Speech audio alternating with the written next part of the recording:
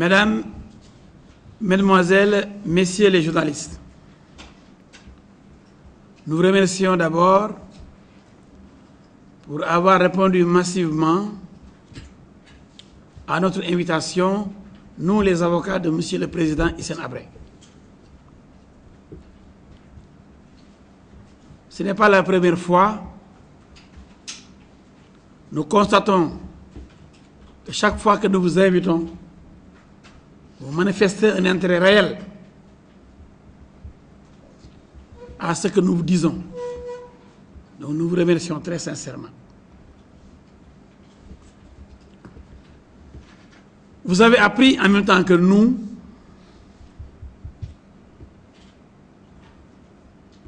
que le président Idriss Déby Itno, le putschiste, le criminel, l'ennemi juré de M. le Président Hissène Habré, qui a perpétré le coup d'État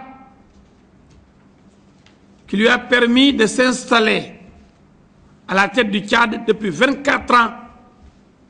Vous avez appris que le président Idriss Déby Itno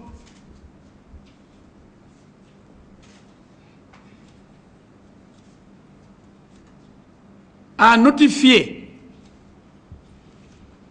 clairement aux chambres africaines, que j'appelle chambres sénégalaises extraordinaires, son refus de collaborer en transférant des Tchadiens au Sénégal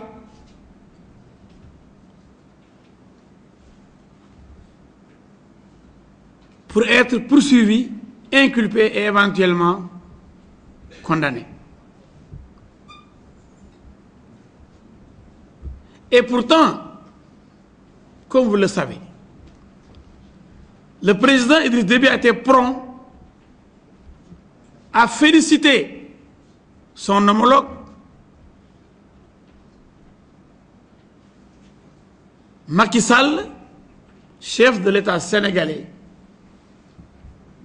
le jour même de l'arrestation de son ennemi, M. Hissène Habré. Vous n'avez pas oublié la fête qui a été organisée au Tchad et on avait décrété jour férié pour fêter l'arrestation de Habré au Sénégal. De même, les magistrats ont été félicités par le président Idriss Déby.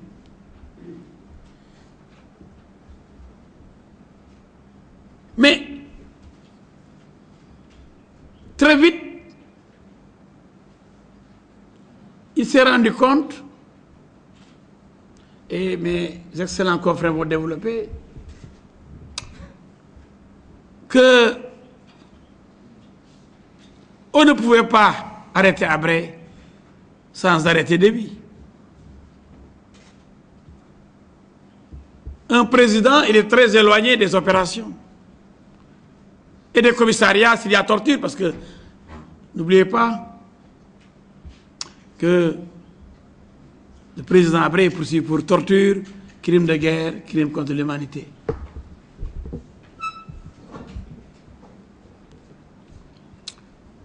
Et on lui reproche d'avoir tué 40 000 Tchadiens. D'avoir fait tuer, parce qu'un président ne descend pas dans la rue avec son revolver pour tirer sur 40 000 personnes. Mais où sont ceux-là qui auraient tué ou qui auraient fusillé des Tchadiens, qui auraient liquidé, qui auraient torturé dans les commissariats? Est-ce le président Habré qui descendait dans les commissariats, les brigades de gendarmerie pour torturer? Ou qui descendait au front pendant la guerre pour aligner des prisonniers de guerre et les fusiller tous un à un après? Ce n'est pas le rôle d'un chef d'État qui dirigeait un pays en guerre contre le puissant voisin Kadhafi, qui avait la première armée africaine. Donc le président Habré avait besoin des fils du Tchad pour faire face à la Libye, afin d'assurer l'effort de guerre. Comment peut-on tuer toute la jeunesse tchadienne, éliminer les Tchadiens et aller combattre pour battre après Kadhafi? Avec qui? Si Habré avait tué les Tchadiens, 40 000 Tchadiens, qui serait là-bas pour combattre Kadhafi? S'il avait vraiment éliminé les forces vives de la nation, la jeunesse enthousiaste et dynamique, courageuse et engagée, si cette jeunesse avait été liquidée par Habré, qui aurait soutenu l'effort de guerre contre la puissante Libye, jusqu'à l'éliminer, la battre à la bataille de Faye-Largeau et reconquérir la bande d'Aouzou? Machination, quand tu le tiens. Donc, Déby, c'est ce qu'il a fait. Je ne vais pas entrer dans les détails, mes confrères le feront. Mais, Déby lui-même a financé le procès. Nous avons suivi Assane Diomania et dit oui, c'est lui qui a le moins donné, ce qui est faux, je l'ai toujours dit. Au contraire, sa contribution dépasse de loin toutes les contributions réunies. Le principal bailleur, avec plusieurs milliards, pas les 2 milliards annoncés, on dépasse de loin les 4 milliards, c'est Idriss Déby. Mais il ne s'est pas arrêté à donner de l'argent officiellement aux chambres africaines. Mais il a pris en charge toute l'équipe de ces chambres sénégalaises extraordinaires, composée de juges, de procureurs, de greffiers, de secrétaires, de plantons, de cuisiniers. Il a pris en charge toujours toutes les délégations qui étaient envoyées au Tchad. Et c'est le piège. Et ces gens-là recevaient leur per diem avant de partir, mais arrivés à N'Djamena, Déby les prenait en charge totalement et entièrement. C'est pourquoi lorsque sa constitution de partie civile a été rejetée, il a immédiatement demandé le remboursement de tout ce qu'il avait fait et donné aux juges, aux procureurs, aux greffiers de ces chambres sénégalaises extraordinaires. Un journal de la place en a parlé. Déby exige remboursement.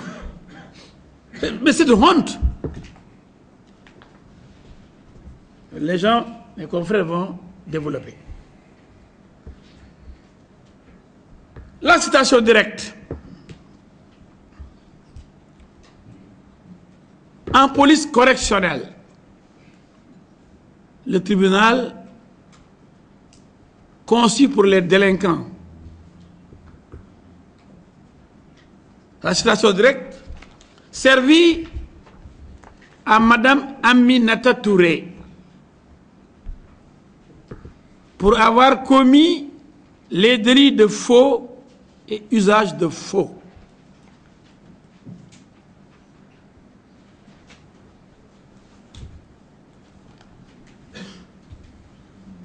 C'est extrêmement grave dans un document public officiel.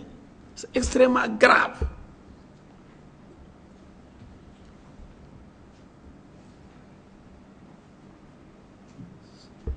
Ce n'est pas un souci de vengeance ou pour amuser la galerie. Non. C'est que le crime perpétré par Mme Aminata Touré est d'une gravité exceptionnelle.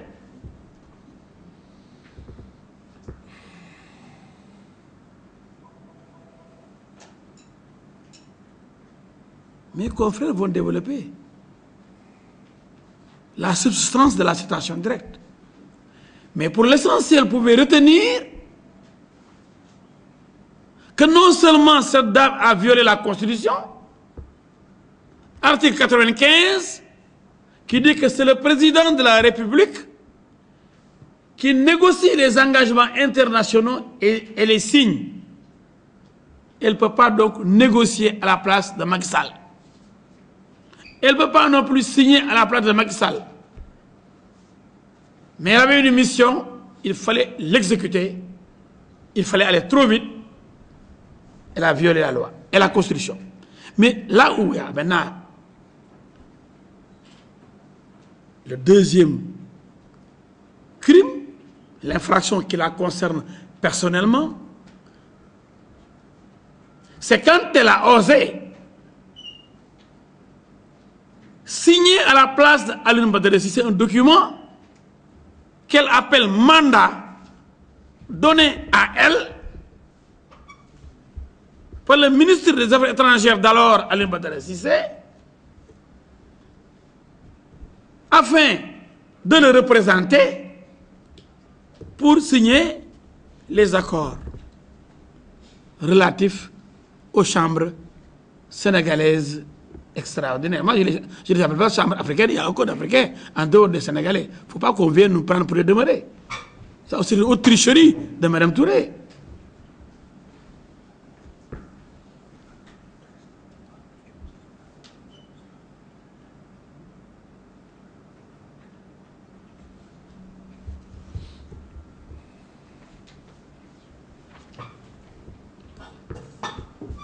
Donc, on reviendra sur ça.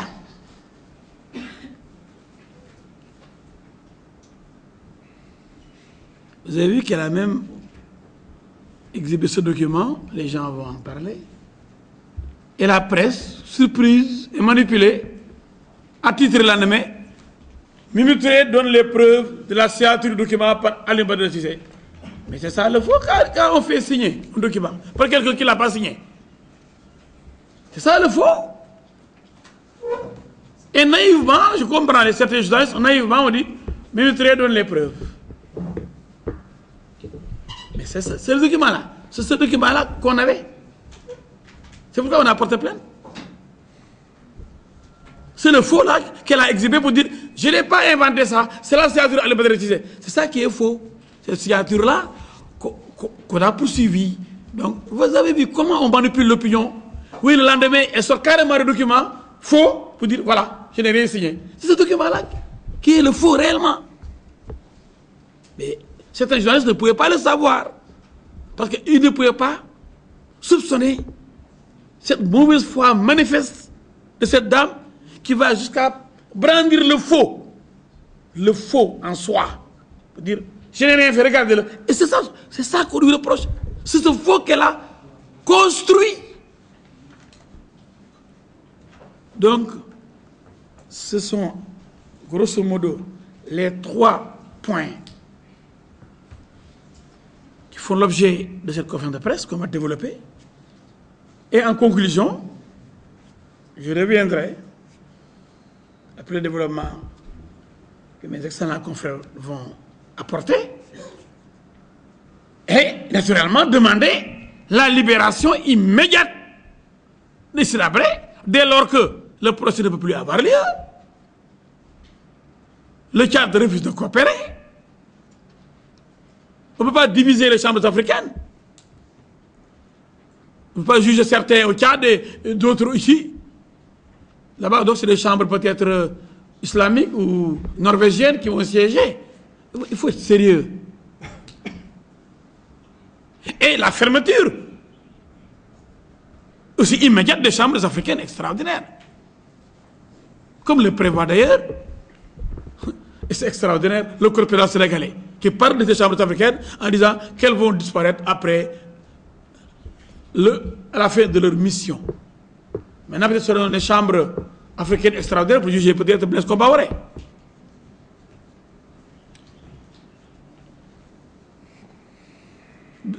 Peut-être que Compaoré, lui, serait chinois. Il y a des chambres africaines pour juger des gens responsables de tueries dans leur pays. Je crois que Blaise doit peut-être être transféré ici. Non, il faut être sérieux. Je passe immédiatement la parole à l'un de mes confrères, celui qui veut démarrer. Il vient d'être indiqué par mon confrère El Diouf. Les 3 sujets dont on va vous parler cet après-midi concernent à la fois un certain nombre de questions financières concernant les juges des chambres africaines, le refus de collaboration du Tchad et l'accusation de faux en écriture de Mme Touré. Je crois que ce n'est pas une conférence de presse comme les autres aujourd'hui. Et non seulement on vous remercie d'être venu, mais on voudrait surtout vous dire, comme ça a été indiqué, que le temps des remerciements et des fêtes et des jours fériés est terminé. Aujourd'hui, c'est à quelques jours près la Toussaint de la justice. C'est la mort de la justice africaine, celle qu'on a voulu inaugurer il y a 1 an et demi. Et je crois qu'il faut bien réaliser que nous sommes véritablement à un tournant dans cette affaire.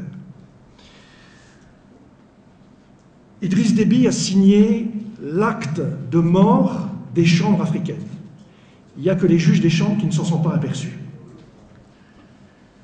Et aujourd'hui, en définitive, la seule création de ce fiasco judiciaire, ça a été le financement d'une prison dans laquelle est incarcéré l'homme qui a fait libérer son pays. Ça a été en définitive le financement d'une prison et de l'emprisonnement d'un homme. La justice africaine est morte et il ne reste aujourd'hui plus que 2 choses, une guerre bilatérale entre le Tchad et le Sénégal et une guerre au plus haut niveau de l'État sénégalais entre 2 anciens ministres, Mme Touré et l'ancien ministre des Affaires étrangères, M. Cissé, sur une problématique de faux. J'avais, en janvier 2013, adressé une lettre au président Macky Sall, un peu sous une forme un peu symbolique, reprenant les termes du célèbre J'accuse, et lui disant, en quelque sorte, faites attention à ne pas soulever une pierre trop lourde qui risquait de vous tomber sur les pieds. Aujourd'hui, malheureusement, le fusible Mimi Touré n'existe plus. Il a disparu, décrédibilisé, et aujourd'hui, Macky Sall est face à ses responsabilités, face à son engagement d'avoir voulu organiser ce procès, un procès qu'il a voulu juste, équitable, et dont on sait aujourd'hui qu'il ne peut avoir lieu dans ces conditions conformes aux standards internationaux. Car en définitive, le financement par le Tchad a détruit l'architecture d'une juridiction internationale et l'intervention du politique à travers Idriss Déby, Macky Sall, Mme Touré ne pouvait se faire sans le contournement de tous les contre-pouvoirs sénégalais.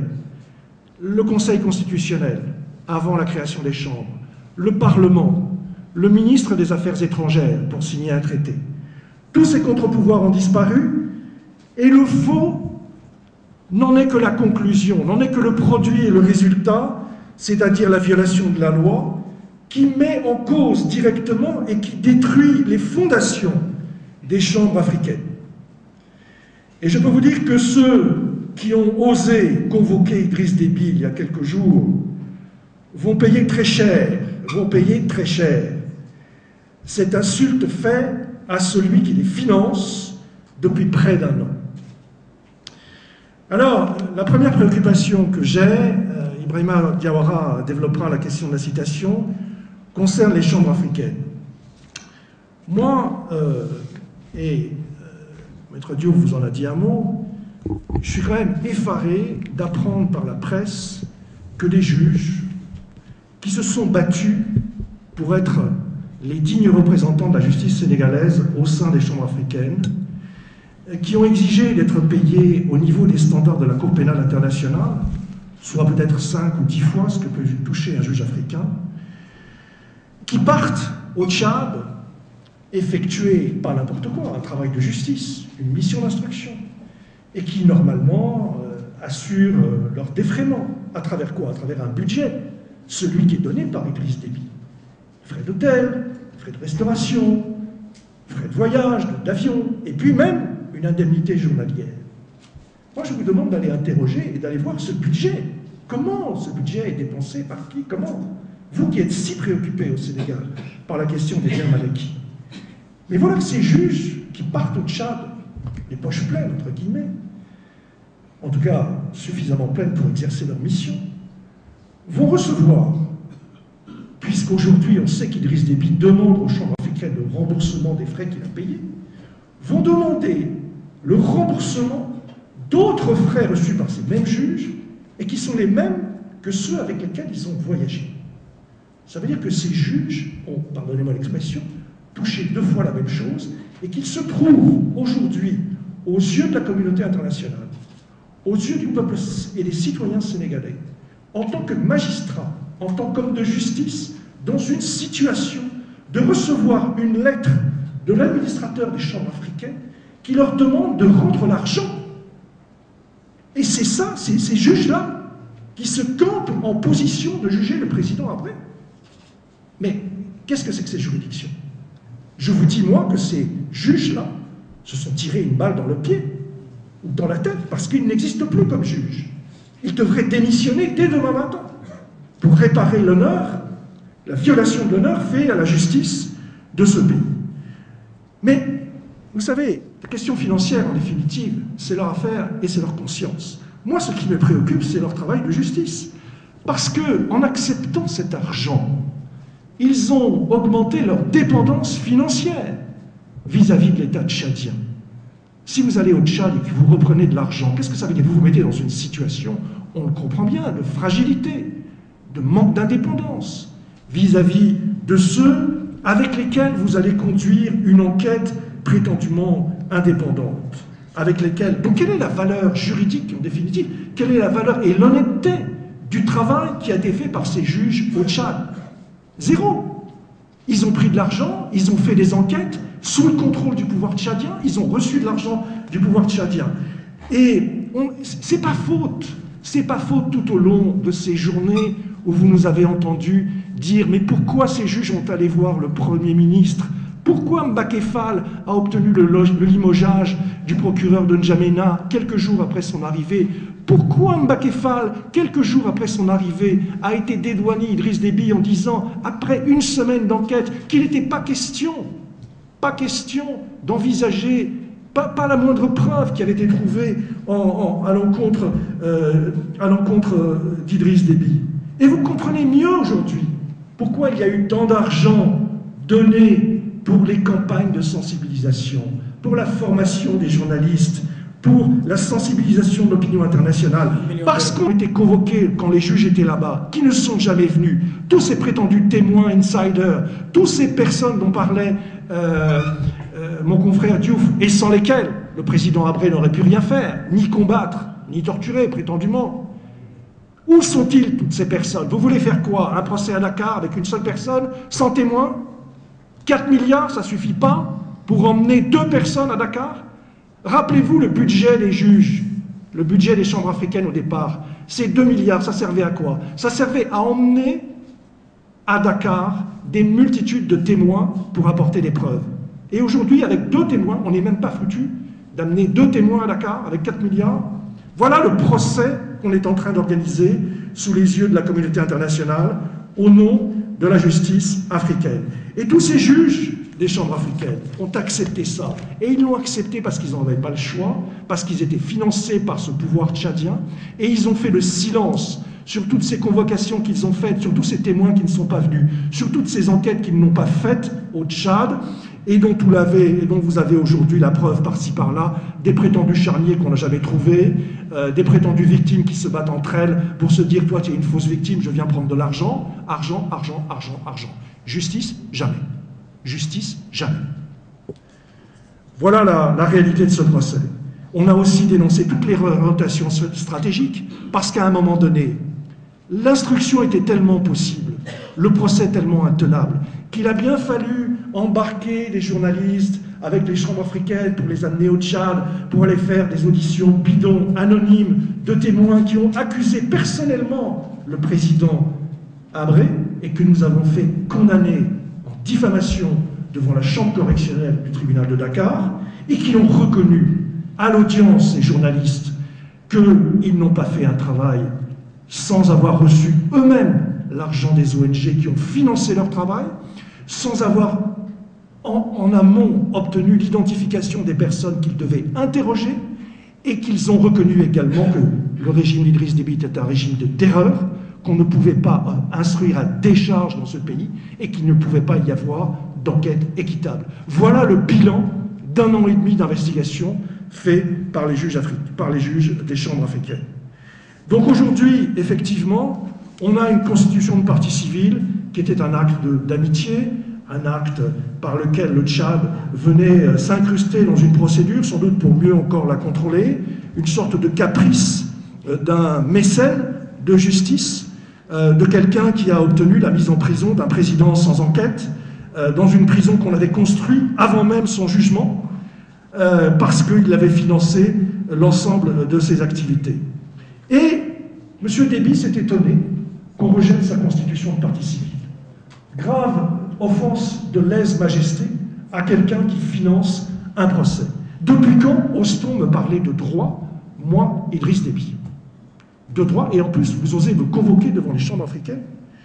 Donc on a un vrai problème, qui est ce refus de collaborer du Tchad, qui est non seulement la conséquence du rejet de la constitution de partie civile, mais qui est quoi, plus fondamentalement? Qui est la conséquence du refus de faire sauter le régime d'Idriss Déby. Pourquoi? Parce qu'en envoyant 2 témoins, il va de soi qu'il ne faudrait pas envoyer 2 témoins, il faudrait en envoyer 20, 50, 100. On fait sauter le régime. On fait sauter l'ensemble du régime d'Idriss Déby. Et ça, il n'en est pas question. Parce que le but de ce procès, au départ, c'était de cibler un homme, c'était ça le mandat de l'Union africaine, attaquer Hissène Habré, attaquer son ennemi politique, obtenir sa condamnation, et basta. Le reste, venez pas nous ennuyer avec des problèmes de justice, des problèmes d'investigation, les grands procès internationaux où il y a des témoins, des victimes, des gens qui sont entendus, des procédures complexes, avec des demandes d'annulation, etc. Tout ça, ça ne nous intéresse pas. Ce qu'on veut, c'est la condamnation d'Hissène Habré. Vous voulez pas? C'est terminé. Vous venez plus au Tchad. Aujourd'hui, les juges des chambres africaines ne sont plus persona grata. Nous, on ne l'était pas depuis très longtemps, avec les problèmes de sécurité qu'on est, parce qu'on est quand même dans une affaire où les avocats de la défense sont menacés et leur sécurité est menacée parce que nous ne pouvons pas faire d'enquête au Tchad, parce que c'est le cœur d'une enquête internationale, de laisser les avocats de la défense faire des investigations dans ce pays. Nous ne pouvons pas le faire. Et bien nous en a pris de faire cette défense de rupture. Parce que si nous avions participé, qu'est-ce qu'on aurait fait? On aurait demandé à aller au Tchad, à entendre des témoins qu'Idriss Déby refuse d'envoyer ici. Quelle aurait été cette défense? Aucune. Donc nous avons aussi aujourd'hui la preuve de ce que la défense de rupture du président Habré était une défense juste, légitime, et elle est validée par Idriss Déby lui-même. C'est-à-dire qu'au moins il a compris qu'en acceptant les canons d'une justice internationale, il se tue lui-même, il tue son régime, et au-delà de cette volonté. Et en fait, tous ces acteurs-là ont mis en place une mécanique dont ils ne savaient pas. Au départ, on pouvait pressentir qu'elle allait les ligoter et entourer leur cou jusqu'à la fin des chambres africaines. Donc voilà exactement ce qu'on peut dire de ce refus de collaborer du Tchad, qui me paraît un point extrêmement essentiel. Aujourd'hui, il était le financier, il est le maître judiciaire, il est le maître de l'enquête, Idriss Déby.